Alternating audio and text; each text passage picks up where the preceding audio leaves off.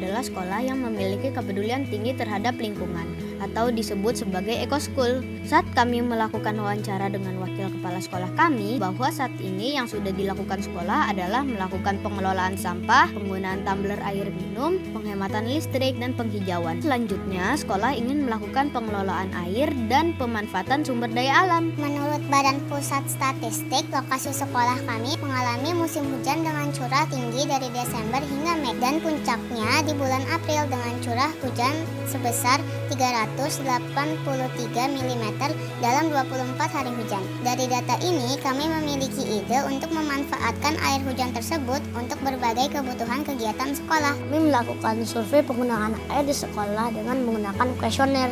Ternyata kegiatan berwudu di sekolah adalah kegiatan yang menggunakan air cukup banyak.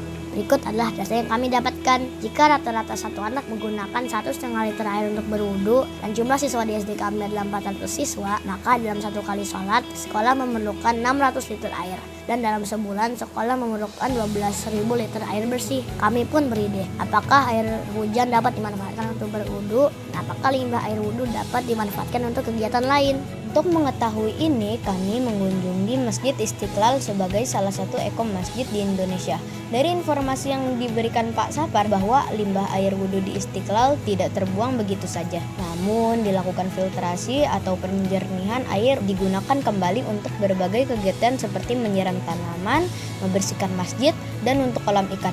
Apakah limbah air wudhu dapat digunakan kembali untuk wudhu? Ternyata bisa, asalkan dikembalikan dulu ke tanah melalui lubang biopori yang mengalir menuju air tanah. Kami mulai mencari tahu dan mempelajari bagaimana cara memfiltrasi air secara sederhana. Filtrasi air adalah kegiatan memisahkan zat cair dengan zat padat dengan cara menyaring. Sementara teknik filtrasi adalah pengolahan air dengan bantuan media filter seperti pasir, batu arang, dan sebagainya. Tujuannya adalah untuk mendaur ulang air kotor atau limbah menjadi air bersih supaya dapat digunakan kembali untuk kegiatan sehari-hari.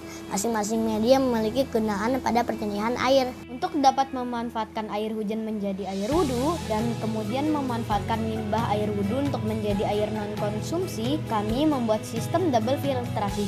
Cara kerjanya adalah seperti ini. Jika ini adalah air hujan akan ditampung lalu difiltrasi menggunakan media seperti batu, pasir, kerikil, dan arang. Air yang sudah bersih digunakan untuk berwudu. Untuk meminimalkan air yang keluar, bisa ditambahkan keran hemat air seperti ini. Terkadang pada saat berwudu ada yang menggunakan sabun atau mengeluarkan dahak. Untuk itu, pada filtrasi yang kedua, pastikan ada media karbon aktif dan batuan untuk mematikan bakteri dan menetralkan asam. Hasilnya, air bersih dapat digunakan kembali sebagai air non-konsumsi seperti menyiram tanaman, membersihkan sekolah, kolam ikan, dan kegiatan lainnya. Untuk dapat mengetahui cara kerja di gedung sekolah kami membuat rancangan gambar seperti ini. Lalu kami membuat model maket rancangan kami. Ini adalah maket kami. Air hujan yang turun di atap sekolah akan ditangkap oleh pipa dan dialirkan ke penampungan air hujan. Dari sini air lalu dialirkan ke tabung filtrasi. Tabung filtrasi harus tertutup dan berwarna hitam untuk mencegah tumbuhnya bakteri. Jika air hujan sangat banyak, maka kelebihan air akan dialirkan melalui lubang biopori sumber resapan. Sementara air bersih yang sudah difiltrasi akan mengalir ke tempat wudhu. Setelah digunakan berwudhu, limbah air wudhu ditampung lalu difiltrasi kembali menjadi air bersih. Lalu air dipompa dan siap digunakan untuk berbagai kegiatan yang memerlukan air.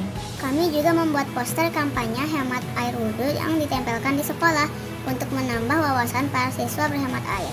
Dengan memanfaatkan air hujan dan menggunakan sistem double filtrasi ini, maka kelebihannya adalah 1. Penghematan air tanah sebesar 40% dalam setahun. 2. Mengurangi turunnya permukaan air tanah. 3. Alat filtrasi mudah didapat dan ramah lingkungan. Kekurangannya adalah pada saat musim kemarau, terutama puncaknya di bulan September dengan 0 hari hujan, maka kegiatan sehari-hari tergantung pada air tanah. Ide dan saran dari kami adalah, ayo sama-sama kita hemat dan melestarikan air. Mari mewujudkan ekoschool di seluruh sekolah Indonesia. Tara Salvia, Go, go, go!